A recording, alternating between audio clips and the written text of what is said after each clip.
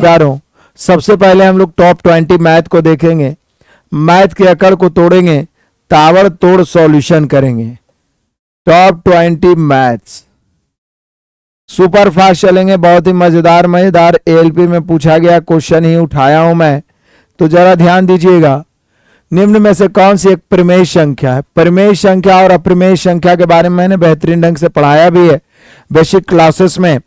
Free में आपके application पे बहुत सारे बेसिक क्लासेस डाले हुए, उसे आप देख सकते हैं फ्री बैच में।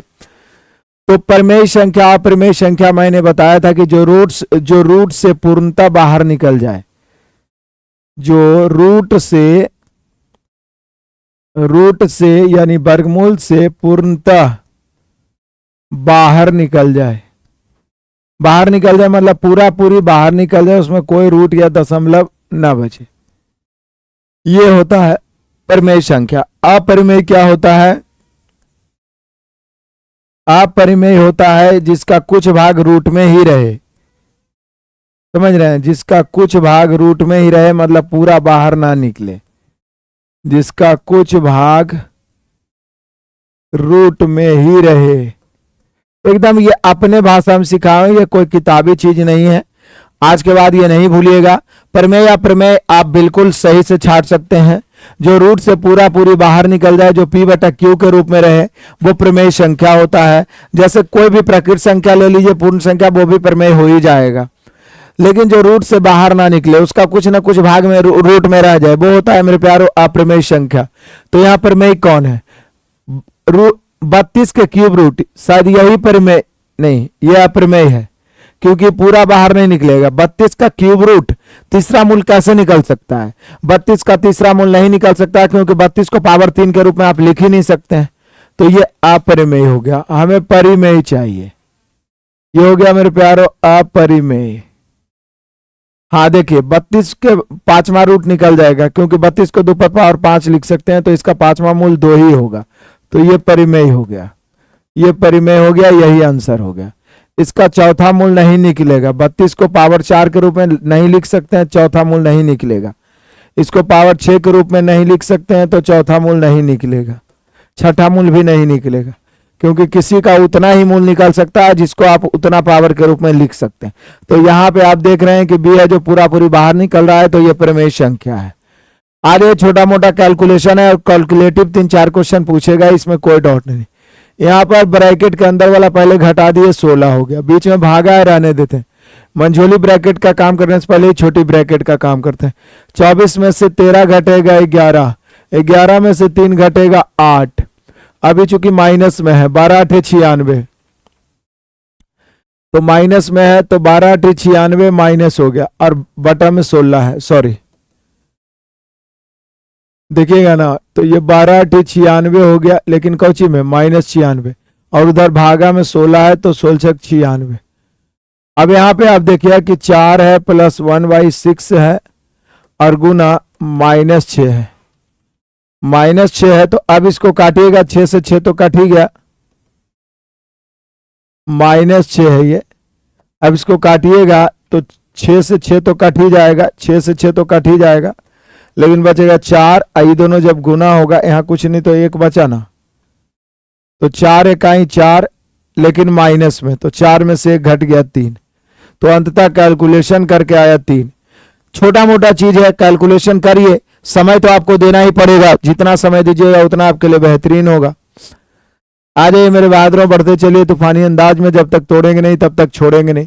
किसी घन के किनारों की लंबाई का योग, किसी घन के किनारों की लंबाई का योग, ये बड़ा VVI क्वेश्चन है। ये पिछले साल 2018-19 में एएलपी में खूब पूछा था ये क्वेश्चन। मैं सुपर स्टार लगा देता हूं, 2-3 बार बनाइएगा। मैंने मेंसुरेशन में भी इस प्रकार के क्वेश्चन बहुत सारे करवा रखे हैं। कहता है किसी घन के किनारों की लंबाई का योग किसी वर्ग के परिमाप के 4 गुने के बराबर है। अब घन में कितने किनारे होते हैं? घन हो या घनाभ हो, 12 किनारा होता है। मैंने आपको पढ़ाया भी है, नहीं तो अभी भी बता रहा हूं। घन हो या घनाभ हो, 12 किनारा होता है। और वर्ग में कितने भुजा होते हैं? 4 भुजा होते हैं। तो बोला घन के किनारों की लंबाई का योग वर्ग के परिमाप के 4 गुने के बराबर है। अगर घन के आयतन के संख्यात्मक मान का 1/4 वर्ग के क्षेत्रफल के संख्यात्मक मान के बराबर है, तो वर्ग की भुजा क्या है? तो सबसे पहले यहाँ पे पूछ रहा है कि वर्ग की भुजा क्या है।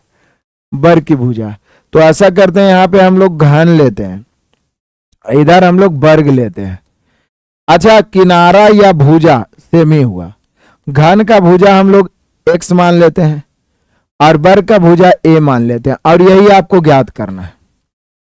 अब बाई क्वेश्चन, ये तो एकदम सिंपल सी बात है, घन का भुजा x मान लिया है, वर्ग की भुजा आपने a मान लिया है, हमें a का मान निकालना है। तो बाई क्वेश्चन जो कंडीशन, डबल कंडीशन लगाया, एक तो परिमाप लगाया है, पहला कंडीशन ये लगाया है कि घन के किनारों की लंबाई का योग, आप जानते हैं कि घन में 12 किनारा होता है, जिसमें एक किनारा x है तो 12 किनारा 12x, 12x बराबर वर्ग के परिमाप के 4 गुना है। वर्ग का परिमाप होता है 4 गुना भुजा, इसका 4 गुना। हमने भाई क्वेश्चन कह रहा है कि घन के किनारों का योग, तो घन का प्रत्येक किनारा आपने x माना है, घर में कुल 12 किनारे होते हैं, तो 12x हो गया, 12 किनारा का योग, और ये जो घन के किनारा का योग है वो वर्ग के परिमाप के 4 गुना है। तो कर दिए।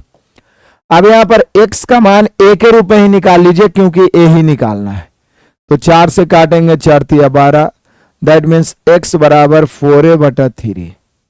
अब रहने दीजिए, x बराबर यहां पर 4a/3 आया है, इसका इस्तेमाल हम लोग करेंगे, ठीक है। अब दूसरा कंडीशन कहता है क्वेश्चन का दूसरा कंडीशन कहता है मेरे प्यारों कि घन के आयतन के संख्यात्मक मान का 1/4। दूसरा कंडीशन कह रहा है बाई क्वेश्चन कि घन के आयतन का 1/4, घन के आयतन का 1/4 वर्ग के क्षेत्रफल का बराबर, वर्ग का क्षेत्रफल के बराबर है। हमने क्वेश्चन ही कह रहा है कि घन के आयतन का 1/4, तो घन के आयतन का 1/4 बराबर है किसके, वर्ग के क्षेत्रफल के। तो अब घन का आयतन हम सभी को पता है कि भुजा क्यों होगा, घन का भुजा x है, तो x क्यों का 1/4 बराबर वर्ग का क्षेत्रफल हम सभी जानते हैं, भुजा स्क्वायर। अब हम सभी को यह भी पता है कि x के जगह पर हमको क्या पुट करना है, x के जगह पर हमें क्या पुट करना है। तो आ जाइए, यहां पे x के जगह पर कर देंगे 4a/3 के क्यूब, और बराबर इधर हो गया भुजा स्क्वायर। इसको क्यूब करेंगे तो 64a क्यूब और बटा 3 के क्यूब 27 बराबर a स्क्वायर। अब बेरहमी से काटेंगे मेरे प्यारों,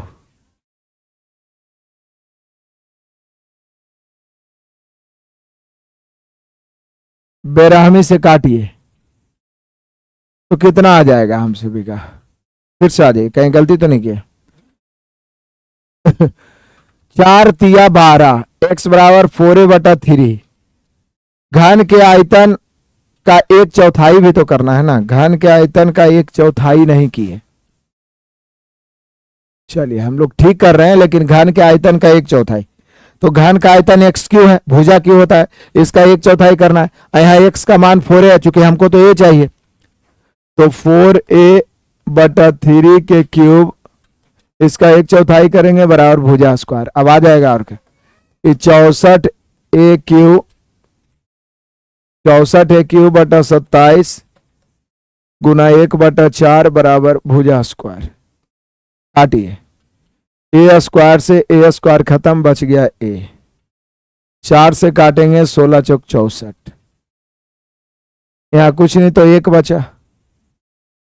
अब देखिए यहां पर मेनली रूप से 16a/27 बराबर, उधर कुछ नहीं तो 1 बच रहा है, दैट मीन्स a बराबर 27 ऊपर तिरछा गुना होगा और बटा में 16, 27/16, 27/16, 27/16, 27/16 option number D, 27/16 option number D, 27/16 option number D, 27/16 option number D. किसी को दिक्कत परेशानी है बताइए।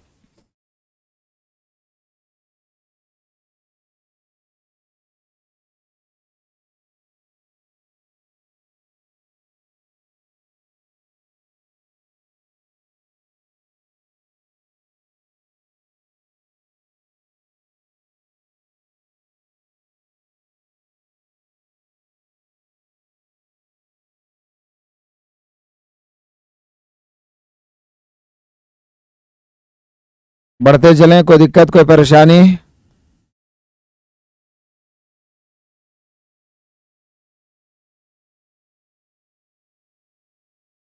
तो बड़ा ही मजेदार हो गया। कुछ नहीं किए हैं, घन का भुजा x मान लिए, वर्ग का a मान लिए, इसके 12 किनारा है, 12 x हो जाएगा, इसका परिमाप का 4 गुना है, x का मान a के रूप में निकालिए। उसके बाद घन के आयतन का 1/4 वर्ग के क्षेत्रफल के बराबर किए, लेफ्ट राइट किए, कैलकुलेशन किए मेरे प्यारो, आ गया। दोबारा तिबारा बना लीजिएगा। बहुत ही लाजवाब सा क्वेश्चन है, जरा ध्यान दीजिए। कहता 4 छात्रों के दी गई तालिका 4 विषय PCBM मतलब फिजिक्स, केमिस्ट्री, बायोलॉजी और मैथ के 4 छात्रों, छात्र का नाम है WX बाई जेड, यहाँ पे जेड है, दोनों है जेड द्वारा प्राप्त अंकों का प्रतिनिधित्व करती है। प्रत्येक विषय में अधिकतम अंक 100 है। 4 छात्रों का एम में मतलब मैथ में औसत क्या है, मतलब एम का औसत हम सभी को पता है मेरे प्यारों की औसत बराबर होता है योगफल बटा संख्या। आपको चारों को जोड़ के क्या करना है, 4 से भाग देना है, हो जाएगा। मैथ का हो गया 85 प्लस 60 प्लस 40 प्लस 65 और बटा 4 कर लीजिएगा। छोटा मोटा कैलकुलेशन है बाबू, जोड़िए घट, जो कैलकुलेशन नहीं करिएगा तो फिर पीछे रह जाइएगा। आ जाइए अगला क्वेश्चन, ये निम्न को हल करें। बहुत ही आसान सा घटाव है, मैक्सिमम 3 अंक के बाद दशमलव है, मैं सजा के भी लिख सकता हूं। 196 है, 3 अंक के बाद दशमलव इसमें भी बैठा दीजिए। -19.6 है, इसमें भी 3 अंक बैठा दीजिए। 1.96 है, 3 अंक बना दीजिए और 0.196 मैक्सिमम जितना अंक के बाद दशमलव। अब घटाइए आराम से, मैंने घटाव बताया था। जिसको घटा रहे हो बड़ा हो जाए तो उसके बगल वाला को 1 दे दीजिए। पैसा लेना नहीं है, देना है। देख लीजिए, 0 में 0 घट गया 0, 0 में 0 घट गया 0 में 6 नहीं घटेगा, बगल वाला को 1 दीजिए। आपका 0 10 बन गया, 10 में 6 घट गया 4। ये भी 0 है, 0 में 0 घट गया 0, 0 में 6 नहीं घटेगा, बगल वाला को 1 दीजिए। 10 में 6 घट गया 4 और 4 में से फिर 9 1 10 हो गया। 9 था ना, 1 इसके ऊपर आ गया तो 9 1 10 हो गया। तो अब 4 में से 10 नहीं घटेगा, फिर एक पैसा लीजिए। 14 में से 10 घट गया तो फिर हो गया 4। अब अंतिम में 44, एक ही ऑप्शन है मेरे प्यारो, ऑप्शन मिला लीजिए। ऑप्शन नंबर डी, अंतिम में 44 एक ही ऑप्शन है, ऑप्शन नंबर डी। आप बढ़ते चलिए तूफानी अंदाज में, कोई दिक्कत परेशानी है तो देखिएगा। बड़े आगे, चलिए आगे बढ़ते हैं। क्वेश्चन नंबर 6 पहुंच ही गए। 145 मीटर लंबी एक ट्रेन तो 655 मीटर लंबे पुल को 36 सेकंड में पार करती है। ट्रेन की गति क्या है? जब कोई ट्रेन किसी पुल को, किसी प्लेटफॉर्म को पार करती है तो ट्रेन की लंबाई और पुल की लंबाई जुड़ती है। यहां हमें चाहिए ट्रेन की गति। गति मतलब क्या होता है बाबू? चाल। ट्रेन की गति, गति मतलब क्या होता है बाबू? चाल। और चाल बराबर क्या होता है मेरे बहादुरों? दूरी बटा समय। चाल बराबर होता है दूरी बटा समय। दूरी हो गया 145 प्लस 655 और बटा समय हो गया 36। 5 5 10 के 0, 5 4 9 1 10 के 0, 6 1 7 1 8। 800 हो गया बटा 36 हो गया किलो, ये सॉरी तो मीटर प्रति सेकंड में 18 बटा 5 करेंगे तो ये किलोमीटर प्रति घंटा में आ ही जाएगा। अब जरा इसको काटिए, जल्दी से काटिए। 18 दूनी 36, 2 से 400 बार में कट जाएगा। 405 से काटेंगे तो कितना बार में? 80 बार में। यानी हम सभी का ट्रेन का गति जो आया वो हुआ 80 किलोमीटर प्रति घंटा। वो क्या हो गया मेरे बहादुरों? 80 किलोमीटर प्रति घंटा। वो क्या हो गया? 80 किलोमीटर प्रति घंटा। एक व्यक्ति ने एक वस्तु 96 की खरीदी थी और इसे 12.5 के लाभ पर बेच दिया। वस्तु का विक्रय मूल्य क्या? तो 96 की खरीदी थी तो 96 की तुलना 100 से विक्रय मूल्य निकालना है 12% लाभ पर, तो 12.5% लाभ पर, तो 112.5 से। आसान क्वेश्चन को तेजी लपेटिए, जो टाइम टेकन क्वेश्चन उसमें समय देना ही पड़ेगा। आज ये अगला क्वेश्चन है। कक्षा में 60% बच्चों ने गणित पसंद किया, 45% ने विज्ञान और 25% दोनों। कितने ऐसे बच्चे हैं जो कम से कम एक विषय पसंद किए? यानी पूरा डायग्राम का पूछ रहा है। कम से कम एक विषय मतलब पसंद करने वाला सब बच्चा, जो 2 गो करेगा वो भी तो आ जाएगा। कम से कम एक बोला है तो 2 विषय पसंद करने वाला समझिए पूछ रहा है। तो 60% बच्चों ने गणित पसंद किया है। गणित कितना है मेरे प्यारो? गणित है 60% बच्चों ने। गणित है 60% बच्चों ने। विज्ञान पसंद करने वाले बच्चे कितना है? 25%।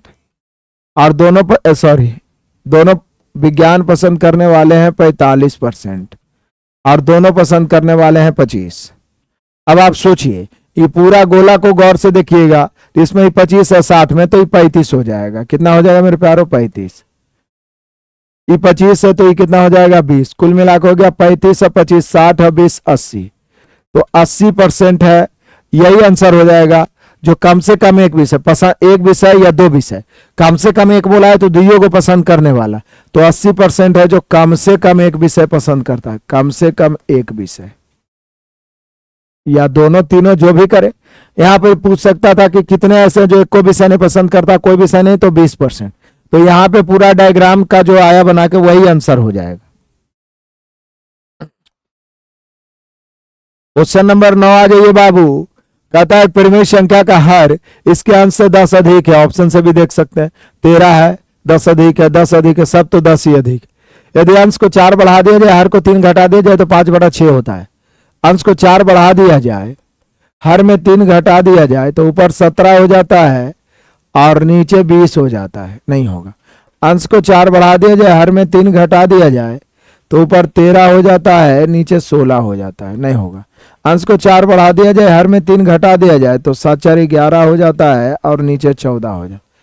तो ये भी नहीं हो रहा, ये भी नहीं हो रहा, ये भी नहीं, तो यही होगा, क्योंकि अंश को 4 बढ़ा दिया जाए और हर में 3 घटा दिया जाए तो 11 4 15 होगा, 21 में 3 गया 18 होगा, 3 से 5 बार में, 3 से 6 बार में, 5/6। तो कौन हो रहा है 5/6? ऑप्शन नंबर चौथा। तो कंडीशन को फॉलो करेंगे, आंसर मारते चलेंगे। ये है एपी अर्थमेटिक प्रोग्रेशन। मैंने अपने बेसिक क्लास में बहुत बेहतरीन ढंग से बताया अर्थमेटिक प्रोग्रेशन। कहता दिए गए क्रम में 20वां पद क्या होगा? 20वां पद यहां पे देखिए 4 बढ़ रहा है, सॉरी 3 बढ़ रहा है, नहीं बढ़ रहा है, -50 से -47 हो गया। यहां पर भी 3 बढ़ रहा है। ये क्या चीज में है? जब समान अंतर से आगे बढ़े तो उसको समांतर श्रेणी कहते हैं, एपी। और एपी का यहां पहला पद ए बराबर है -50, पदांतर डी बराबर है 3 प्लस में 3 एंड एन बराबर 20 है। बोल रहा 20वां पद क्या होगा? क्योंकि हम सभी जानते हैं कि टीएन बराबर होता है a plus n minus 1 into d. याद है एपी का एनवा पद टीएन बराबर a plus n minus 1 into d, लेकिन 20वां पद पूछ रहा है तो ये कह जाएगा -50 लिखेंगे, प्लस एन माइनस 1 यानी 20 - 1 इंटू डी। यहां पर -50 है, प्लस 20 में से 1 गया 19, 19 3 57, -50 प्लस 57 करेंगे तो प्लस में 7 हम सभी का आंसर आएगा। कितना आएगा मेरे प्यारों? प्लस में 7। तो याद रखिएगा एपी के एनवा पद होता है a plus n minus 1 into d. 20वां पद बोल रहा है तो एन के जगह पर 20।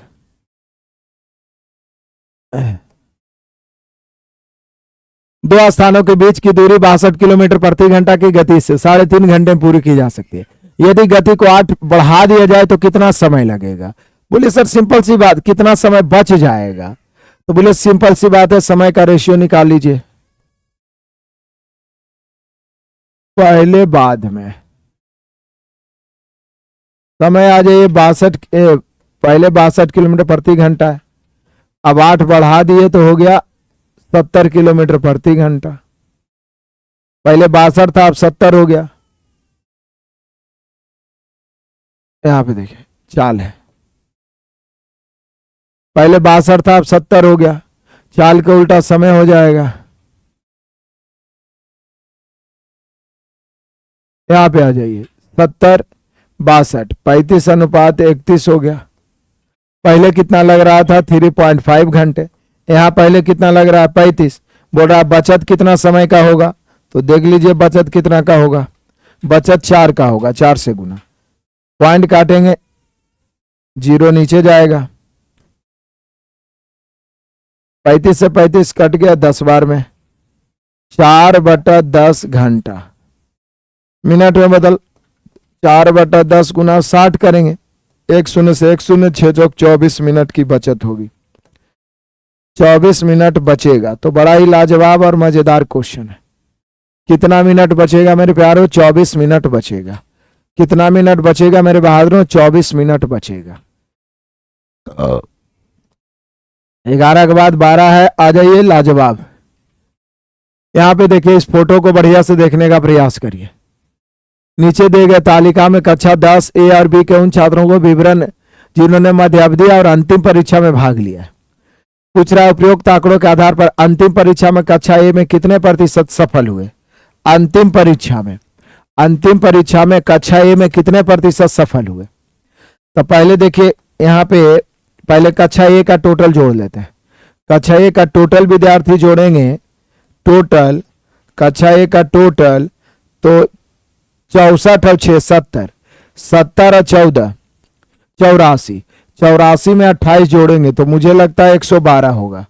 28 14 6 और 64 जोड़ेंगे तो 112। तो क्योंकि प्रतिशत की गणना तो टोटल पर ही होगा, तो कक्षा ए के कितने प्रतिशत छात्र सफल हुए अंतिम परीक्षा में।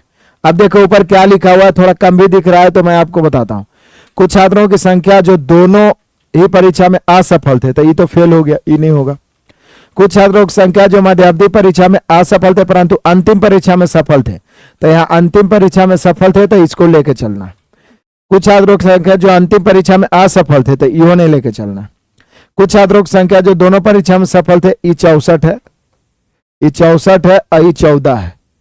ये दोनों में सफल है तो अंतिम में भी सफल है, ये है ये अंतिम में सफल है, भले मध्य वाला में असफल होगा, ये दोनों अंतिम वाला में असफल है। तो यहां पर बोल रहा है कि ए में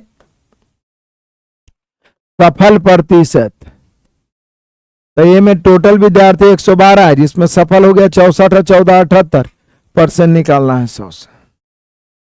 काटिए, काट सकते हैं आप बेहतर ढंग से, जल्दी से।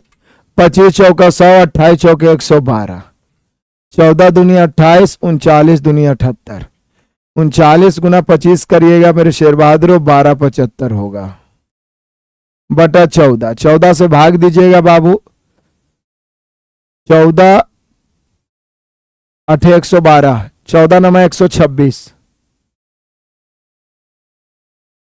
कहीं गलती तो नहीं कर रहा, फिर से आ जाइए। क्या बोल रहा है कि उपरोक्त आंकड़ों के आधार पर अंतिम परीक्षा में कक्षा एक के कितने प्रतिशत साथ सफल हुए। कितने प्रतिशत सफल हुए, फिर से काटने छाटने में कहीं पे गलती, यहां पे देखिए फिर से मैं काटता हूं, बनाया हूं ठीक। 25 चौका 100, 28 चौके 112, और भी काटू, 14 दूनी 28, 39 दूनी 78,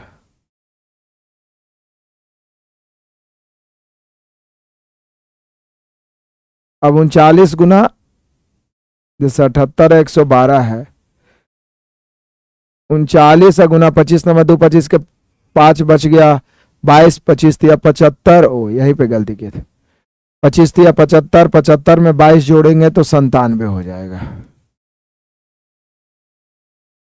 आ जाइए 14, 14 से अब भाग दीजिए, 14 से तो 98 होता है लेकिन 6 बार लगेगा, 14 6 84, 97 में 84 खत्म तो 7 6 13 हो गया, 13 पर 5 135 है, 14 नमा 106, 14 नमा 126, तो 135 में 126 तो 5 4 9, 9 पर 0 90, तो 14 6 84, फिर बच गया 6, 14 चौक 56, तो यहाँ पे हम सभी का यही आ जाएगा 69.64%। तो मेनली रूप से कुछ इसमें है ही नहीं, आंकड़ा दिखेगा तो आप तुरंत बना लिए। ये वाला टोटल स्टूडेंट 112 है जिसमें सफल हो रहा है 78 ऊपर, टोटल नीचे परसेंट निकालना है 100 से, बस यही कहानी है मेरे प्यारों। आ जाइए क्वेश्चन नंबर 13, बड़ा ही लाजवाब है कि त्रिभुज एबीसी सर्वांगसम, इसको बोलते हैं सर्वांगसम। सर्वांगसम वो होता है जिसका सभी अंक समान हो, मतलब आप कह सकते हैं वैसे दो त्रिभुज जिसका कि कोण और भुजा भी समान हो। तो यहाँ पे त्रिभुज बी, यहाँ पे देखिए एबीसी एक कोण है और यहाँ पे एक z x y x y z एक एंगल है एक्स वाई जेड।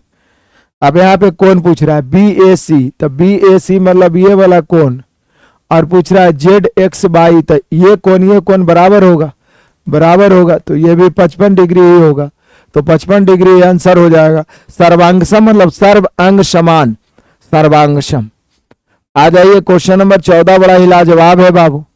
208 पूर्णांक 4/5 लंबाई के एक छड़ को 23 पूर्णांक 5 लंबाई के बराबर टुकड़ों में काटा जाए तो कितनी छल प्राप्त होगी। संख्या बराबर सीधे लिख दीजिए कितना 208.4/5 ऊपर और नीचे 23.1/5। अब इसको सरल भिन्न में बदलिए। 208 5 1040 और 4 1044 अब बटा 23 5 115 1 116 5 5 तो नीचे कट ही जाएगा, ठीक है ना। अब काट दीजिए, इससे 9 बार में कट जाएगा क्योंकि 100 से 9 बार में 900, 16 में 144, 1044 आ गया, यानी 9 टुकड़े बनेंगे जब टुकड़ा टुकड़ा में काटिएगा तो। आ जाइए मेरे बहादुर, ये छोटा सा कैलकुलेशन है, का मतलब गुना ही होता है लेकिन ये प्रक्रिया पहले होता है। तो 5 का 2 है तो 5 दूनी 10 हो जाएगा। तो अब 14 हो गया, यहाँ 10 में से 3 घट गया तो प्लस में 7 हो गया, गुना 4 है, इधर 7 में से 2 गया 5। अब यहां पे देखिए कि 14 प्लस 7 हो गया 28। लो कहीं यहां पर भागा भी होगा जो हम लोग नहीं, क्वेश्चन में नहीं दिख रहा है क्योंकि ऑप्शन ऐसा दिया नहीं। 14 7 के 28 और प्लस सब तो गुना में ही आ गया है ना। कहीं पे एक आध चिन्ह ऐसा होगा जो भाग होगा यहां पे। फिर से आइए, मुझे लगता है ये भाग होना चाहिए, मैं सुधारने का प्रयास करता हूं। 14 भागा, यहां पे हम लोग देखेंगे 5 दूनी 10 है मेरे प्यारों, 10 में से 3 घट गया तो 7 हो गया, 7 हो गया।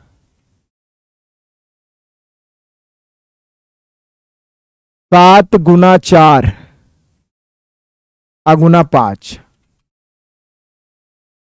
फिर तो 7 गुना 4 गुना ही वाला 5 ही बचेगा। 7 का 28 5 140। अब यहां पे 14 है, अब बटा में 7 है, गुना 4 गुना 5 भी है, काटने का प्रयास करते हैं। 7 से 7 दूनी 14, 2 चौके 8 8 5 40। तो यहां पे आप सुधारिए, भाग दे दीजिए, सुधार लीजिएगा। 14 भागा, तो भागा में ही ब्रैकेट वाला जो है पहले बटा में आ जाए क्योंकि पहले भाग का प्रक्रिया होता है। अब बाकी सब गुना में है, 4 5 20, तो 7 दूनी 14, 4 5 20, 20 दूनी 40। Option number B, option number B. Calculation करके आगे बढ़ते चलना है, आगे बढ़िए। छोटा सा कैलकुलेशन है, कार्य निम्नलिखित समीकरण में प्रतिभाग के स्थान को कौन प्रतिस्थापित करेगा, मतलब इसको हल करिए। तो आपको नहीं लग रहा है कि ऊपर वाला जो है ए स्क्वायर माइनस बी स्क्वायर पर है तो ए प्लस बी इंटू ए माइनस बी, और नीचे ए प्लस बी के होल स्क्वायर है, तो ऊपर हम 0.2 प्लस 0.1 इंटू 0.2 माइनस 0.1 लिख सकते हैं कि नहीं, लिख सकते हैं। और नीचे 0.2 प्लस 0.1 के स्क्वायर है तो इसको 2 बार हम 0.2 प्लस 0.1 लिख सकते हैं कि नहीं लिख सकते हैं, लिख सकते हैं। चलिए आगे बढ़ते हैं। 0.2 0.1 कट गया, ऊपर हो गया 0.2 में 0.1 जाएगा तो 0.1, और नीचे 0.2 0.1 0.3, पॉइंट से पॉइंट काट दिए, पॉइंट से पॉइंट काट दिए 1/3, पॉइंट से पॉइंट काट दिए तो लो, फिर से आ जाए ऊपर ए स्क्वायर माइनस बी स्क्वायर बराबर a plus B into A minus B, और नीचे ए प्लस बी के होल स्क्वायर है। एक तो कट गया, ऊपर 0.2 में 0.1 गया तो 0.1 बचा, नीचे 0.3 पॉइंट कट गया 1/3। कोई ऑप्शन काट छाट के आ रहा है, नहीं आ रहा है, कोई ऑप्शन ही नहीं दिया है। चलिए मैं इसे फिर से बनाने का प्रयास करता हूं तो भी वही आना चाहिए।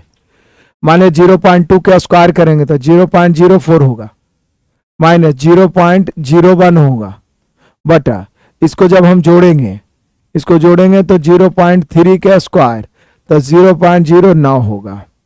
अच्छा, ऊपर जब हम काटे घटाएंगे तो 0.04 में 0.01 घटे 0.03 आएगा, नीचे 0.09 आएगा। अब इसको काटते हैं मेरे बहादुरों, पॉइंट से पॉइंट कट गया, अंततः लेफ्ट वाला 0 का कोई वैल्यू नहीं है, 3/9 तो 1/3 हम सभी का आंसर आएगा। क्या 1/3 किसी ऑप्शन को काटने के बाद आता है? नहीं, तो आंसर यही होगा। यदि क्वेश्चन यह है तो आंसर यही होगा। ऑप्शन में कुछ ना कुछ कमी है या त्रुटि। क्लियर है? का क्वेश्चन ऐसा होगा, हम लोग सभी को सुधारते भी चलेंगे। उन्नति को एक समान, उन्नति नाम का कोई बंदा है या बंदी है जो भी है, 696 बेचने पर 13% की हानि हुई। कमाल है, 696 बेचने से 13% की हानि हुई, मतलब 100 में 13 घटाएंगे, 100 में 13 घटाएंगे तो 87 से तुलना कर दिए। 10% लाभ पाने के लिए मूल्य कितना बढ़ाना होगा, ये बोल रहा है सामान के मूल्य में कितना वृद्धि होगी।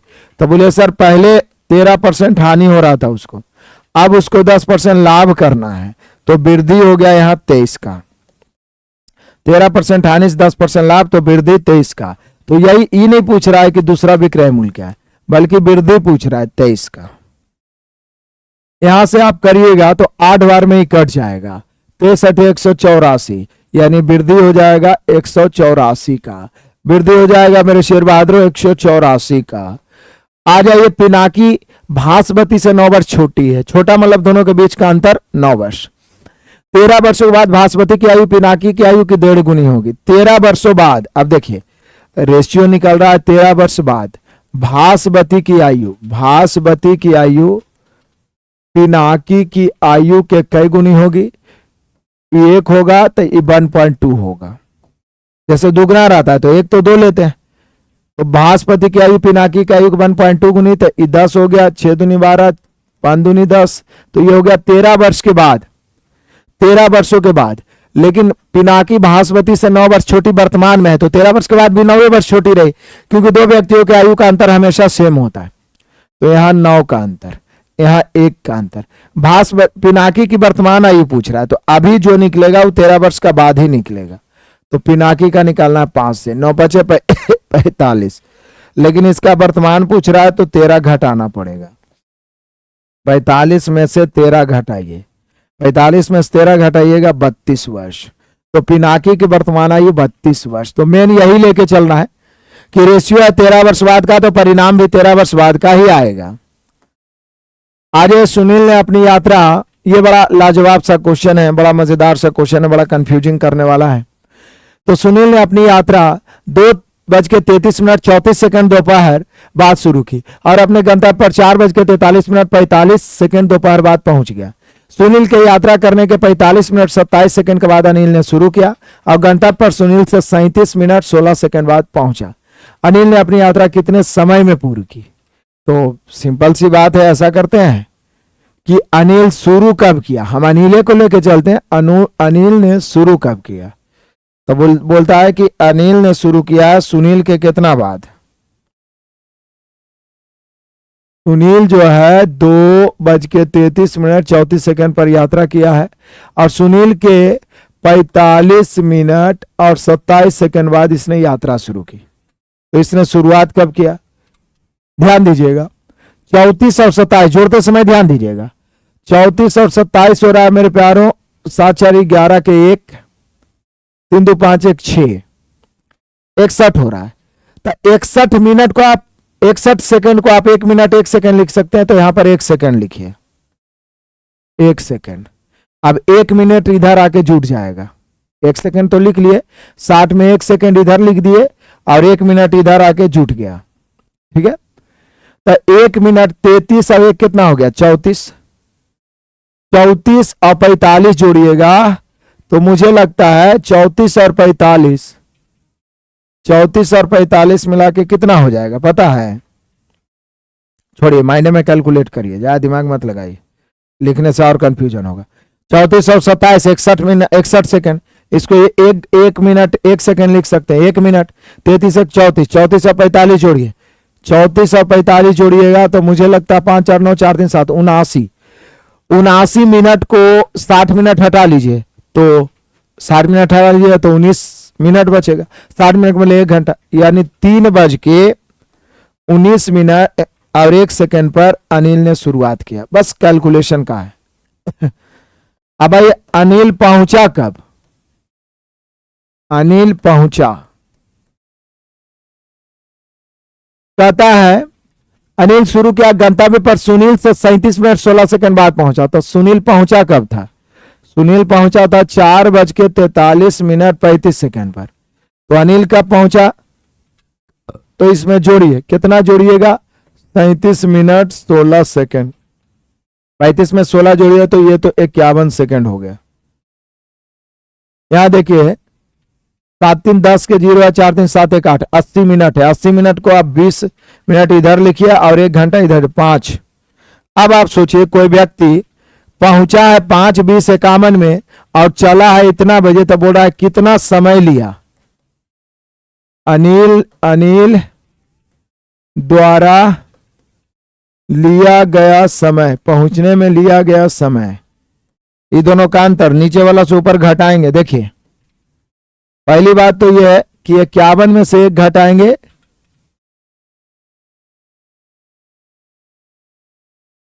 इक्यावन में से 1 सेकंड घटाएंगे तो हो जाएगा 50 सेकंड। गलती तो नहीं किया, फिर से आइए। कहता सुनील ने 2:33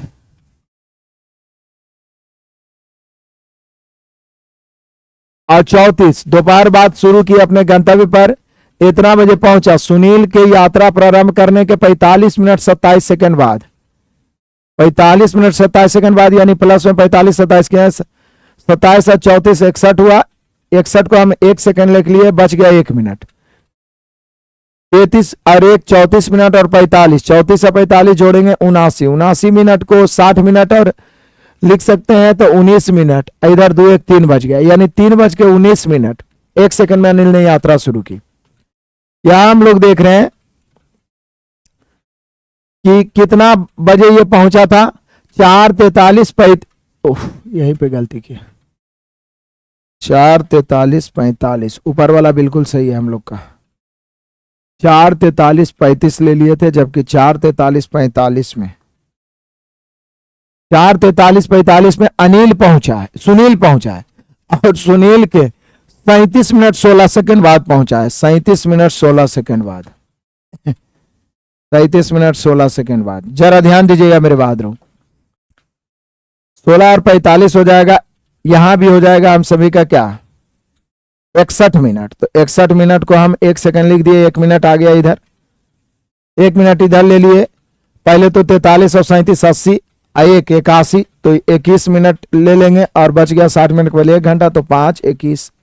अब जरा घटाते हैं बेहतरीन ढंग से, इसमें से इसको घटा देंगे, तब अनिल द्वारा लिया गया समय, क्योंकि अनिल चला है 3:19 1 सेकंड पर, पहुंचा 5:21 1 सेकंड, 1 सेकंड से 1 सेकंड तो 0 0 हो गया, 21 से 19 गया तो 2 मिनट हो गया, 5 से 3 गया तो 2, यानी हम कह सकते हैं कि 2 घंटे 2 मिनट अनिल ने पहुंचने में अपने गंतव्य पर लिया 2 घंटे 2 मिनट, 2 घंटे 2 मिनट, ऑप्शन नंबर डी।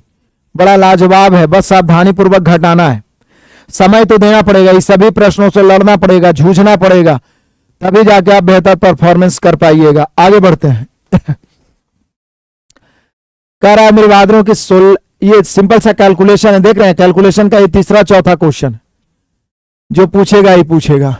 पहले ही छोटी ब्रैकेट वाला काम करते हैं, पहले 4 दूनी 8, फिर 2 दूनी 4 है, 4 में से 1 घट गया 3 है, और 3 और 3 6 है, तो फाइनली इधर 6 आया, कहा है तो 14 दूनी 28 हो गया।